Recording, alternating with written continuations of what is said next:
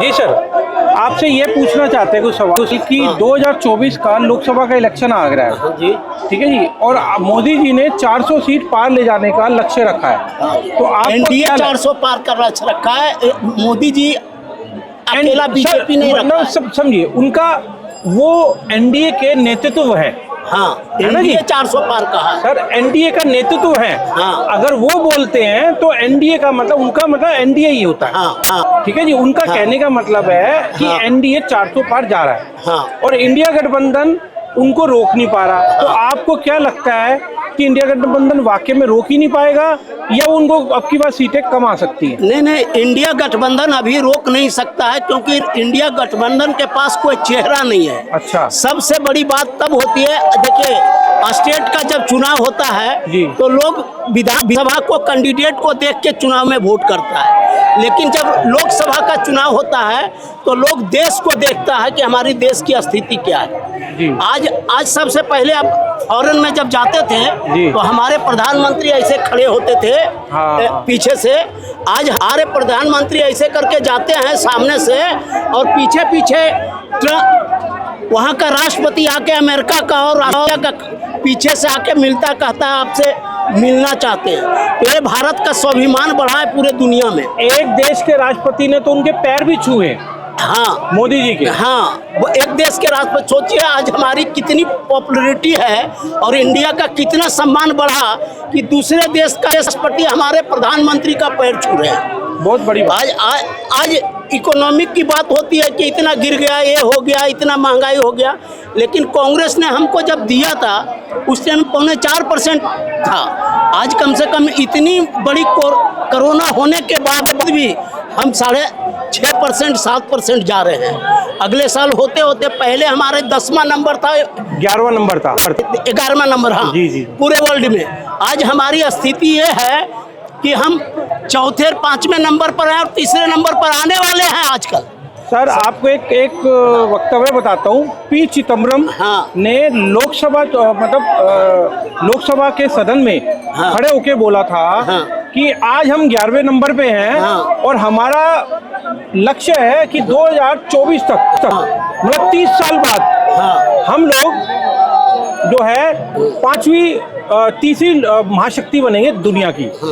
पर मोदी जी कहते हैं कि मैं 30 साल का इंतजार नहीं करवा सकता जनता को, मैं तो उससे पहले अगले तीसरे टर्म में ही बना दूंगा। 2024 में ही विश्व की तीसरी महाशक्ति बनेंगे। और आने वाला 2027 तक मैं आपको गारंटी के साथ, मेरा नंबर आप ले लीजिए, और मैं बता रहा हूं कि दुनिया की पहली महाशक्ति भारत होगा, जिस तरह से इंडिया ग्रोथ कर रहा है।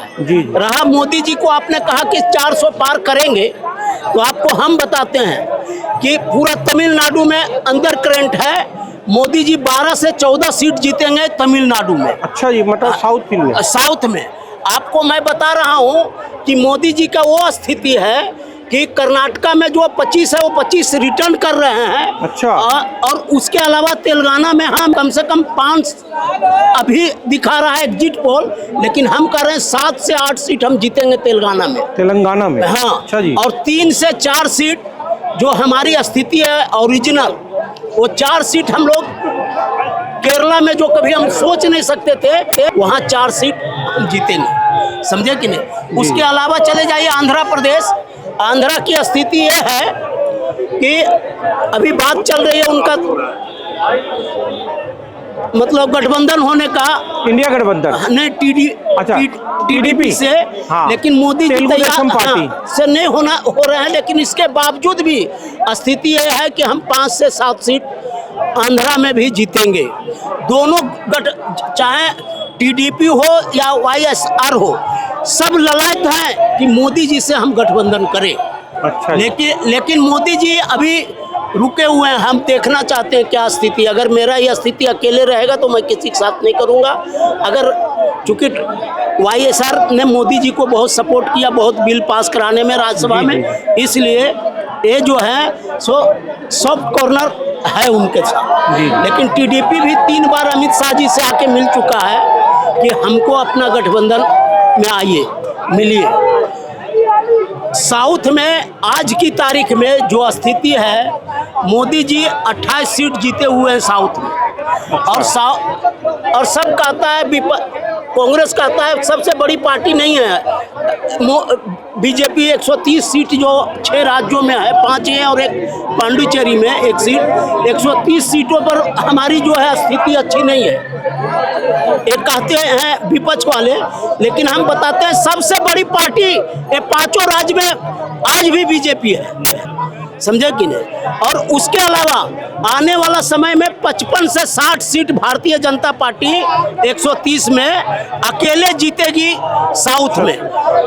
मतलब साउथ की जनता बीजेपी को, एक एनडीए को बहुत बड़ा मैंडेट देने जा रही है। दूसरी चीज, अच्छा, भाई साहब यह वैज्ञानिक है। अच्छा। और दूसरी चीज आपको बताते हैं, आज बंगाल की वैज्ञानिक है सर? नहीं, वैज्ञानिक नहीं, हम लोग जनता है, जनता का हाथ पकड़ के अपने हाथ से भाषा मतदान करवाएंगे। दूसरी चीज, आज बंगाल में लोग कोई नहीं कहता था कि 2 सीट है वो भी रिटर्न करेगा बीजेपी, जी। लेकिन 18 सीट रिटर्न किया। आज जो है वो बंगाल का महिलाओं वाला जो मुद्दा हुआ है, कौन खाली बोलते हैं, वहाँ के मुद्दाओं से यह स्थिति है कि कम से कम 60 से 65% महिलाएं इस बार, जो पहले हमको उस जगह का नाम है संदेश खाली। हाँ, संदेश खाली में हुआ क्या है, हाँ पता है, कई 100 महिलाओं के साथ बलात्कार हुआ है, दुष्कर्म हुए। हाँ। दूसरा, वहाँ की जमीनों पे, दुकानों पे, घरों पे कब्जा करके हाँ। उनके नेता ने टीएमसी के अपनी पूरी मार्केट बना दी, हाँ। अपने नाम से। हाँ, तो वो सारे जमीन भारतीय जनता पार्टी की सरकार ने कहा है कि अगर मेरी सरकार वहाँ आई और अगर इस लोकसभा जीते तो हम लोग जो है सो वो महिलाओं का न्याय दिलाएंगे। उसके अलावा आज जो स्थिति है, इतना हमारा वहाँ कलकत्ता में 2-2 घर है, 2-2 मकान है। अच्छा से हम बता रहे हैं, और हम लोग बेंगोवासी कॉलेज के प्रोडक्ट हैं, समझे न, जहाँ से सोमेन मित्रा वगैरह सारा आए हैं, हम लोग सबसे अच्छे बहुत संबंध है। बंगाल की यह स्थिति अंदर करंट है कि मोदी 28 से 30 सीट जीत सकते हैं बंगाल में। अगर आपको मेरा नंबर लेना है तो ले लीजिए, इलेक्शन के बाद। बिल्कुल लेंगे सर, बिल्कुल लेंगे आपका नंबर। इलेक्शन ही निकलना चाहिए, समझे कि नहीं।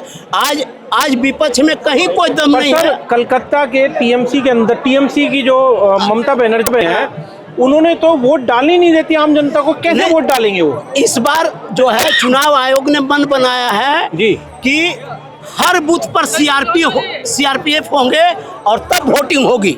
अच्छा। जो ममता बनर्जी चाह करके भी कुछ नहीं कर पाएगी। अच्छा। और देखिए, जनता का एक समय होता है और वेग होता है। कम्युनिस्ट ने 35 साल राज किया, 35 साल जब राज किया तो लग रहा था कि इसका कभी जाएगा नहीं। बिल्कुल सही बात। लेकिन जब टीएमसी ने संघर्ष किया, जी, अटल जी ने सहयोग किया, और उसके बाद भारतीय जनता पार्टी के सहयोग से आज वो स्थिति बना कि ममता बनर्जी सत्ता में आई। रेल मंत्री भी रही भाजपा के शासन काल में। आज वो भले कहती हो, कल तक वो कहती थी कि बांग्लादेशियों को भगाओ देश से।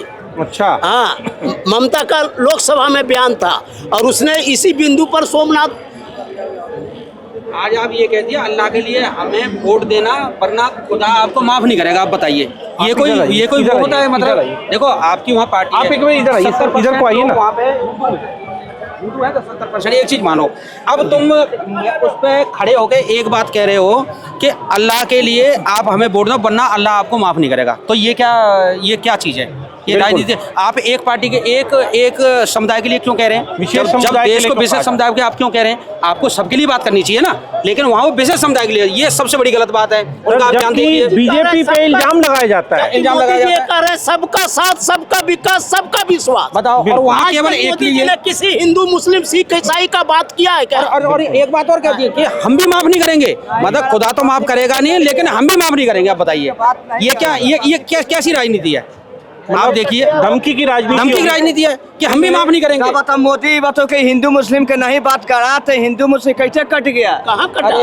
नहीं क्यों नहीं कटा? चले एक मिनट भाई, एक मिनट इनको बोलने दो। जी सर बोलिए। और सबसे पहले बोलते हैं विकास की बात लोग करते हैं। 1 मिनट सर, देश की बात करें, विकास को लेके बात, हाँ उसी बात करें। विकास की आप बात करते हैं तो विकास की बात भारत सरकार ने 58 साल में, कांग्रेस ने, यूपीए ने बनाया एक एम्स, आज मोदी जी के रीजन में पूरे देश में 17 एम्स बने हैं, जी जी जो आप दिखता है 17 एम्स। जी जी बिल्कुल। कांग्रेस रीजन में 7 किलोमीटर प्रति दिन किलोमीटर रोड बनता था, 7 किलोमीटर, बिल्कुल। लेकिन आज 38 किलोमीटर प्रतिदिन रोड बन रहा है। इससे ज्यादा क्या विकास चाहिए आपको? बिल्कुल जिस जंगल होकर के रोड पार हो रहा है, उस गांव का लोगों का दिल खिल जा रहा है। 50 तरह का बिजनेस उससे सर आप ये महंगी कीमत मिल रही है। देखो आप आपके रोड में जाइए, रोड में जमीन जा रही है 3 गुना ज्यादा जमीन, उससे ज्यादा 3 गुना ज्यादा गुना पैसा मिल रहे हैं। हर आदमी ये चाह रहा है कि मेरे यहाँ से रोड बने। और पहले क्या था, लड़ाइयाँ होती थी, रोड नहीं बनने देंगे, रोकेंगे, पैसा नहीं मिलता था। आज भरपूर मिल रहा है, बिल्कुल। आज 1 मिनट कोई काम रुकता नहीं, खुद किसान ये चाहता है कि भैया मेरी जमीन चली जाए। अच्छा क्यों सर, 4 गुना मिल रहा है। मैं अब एक मुद्दे पे आऊंगा कि अयोध्या में श्री राम जी की प्राण प्रतिष्ठा हुई, उसके लेके विपक्ष को बीजेपी सरकार की तरफ से या मंदिर की ट्रस्ट की तरफ से एक उनको इनविटेशन दिया गया, निमंत्रण दिया गया कि वो आप आइए, पर सबने एक साथ मना कर तो दिया। आपको क्या लगता है कि वो क्यों ऐसा करा उन्होंने? वो जो राम का नहीं है वो इस देश में किसी काम का नहीं है, और आने वाला चुनाव में उसकी सजा उसे भुगतना पड़ेगा। जबकि वहाँ के लोकल अयोध्या के हमारे मुस्लिम भाई भी जो थे, उन्होंने भी कहा कि मैं तो राम का मैं वंशज रहा ही हूँ, उन्हीं का वंशज हूँ, मैं मंदिर दर्शन करने जाऊंगा। मुस्लिम जा रहे हैं लेकिन वो नहीं गए। अब बताइए, वो भाई तो तब आपको बताते हैं कि उन्होंने कहा, जो पिटीशन दिए थे बाबरी मस्जिद के तरफ से, वो पिटिशनर भी जा करके मंदिर में दर्शन किया और कहा कि जब कोर्ट ने फैसला दे दिया, मैं सहर्ष उनके राम के वंशज हैं और मैं मंदिर जाऊंगा। और जब प्राण प्रतिष्ठा में उनको भी आदर पूर्वक उतने स्थान मिला था जितना और लोगों को मिला था। वहाँ के आज मुस्लिम भी में थे कि मैं दिल खोल के कहता हूँ कि व्यवस्था में अगर कमी आएगा तो मैं सारे आने वाले भक्तों को अपने अपने घरों में स्थान दूंगा। इससे बड़ा बात क्या हो सकता है? मुस्लिम भाइयों ने जो सम्मान दिया, उनके साथ भी आज वो लोग कहते हैं कि हम लोग को खाने का ठिकाना नहीं था, लेकिन अयोध्या में इस तरह का मंदिर बनने से हम लोग सारे बेरोजगार अयोध्या क्षेत्र के लोग रोजगार मिल गया। चाय वाला भी 4000 रुपये रोजाना कमाता है आज अयोध्या में। देखिए, हाँ, चाय वाला भी आज के टाइम, नहीं तो आप वहाँ का इंटरव्यू लेंगे, मतलब वहाँ पे मंदिर में रोजगार आया, बहुत बड़ी रोजगार है। थाली में फूल मिलता है और थोड़ा सा वो अगरबत्ती धूप मिलता है, 110 रुपए का बिकता है। पहले तो कोई था ही नहीं वहाँ पे, 10 रुपए हम नहीं बेचता था कुछ। आज से 3 साल पहले हम गए थे, उससे बढ़ गया। कितना रोजगार बना वहाँ पे, बहुत बढ़िया रोजगार। मतलब आप ये कह रहे हैं मोदी जी के आने से रोजगार? कांग्रेस के राज पर बातों की अगरबत्ती जाता था, आज मोदी के राज पर बातों की फूल का नाम पर अगरबत्ती बंद कर दिया था सरकार। किसकी बनेगी? ठीक बात है।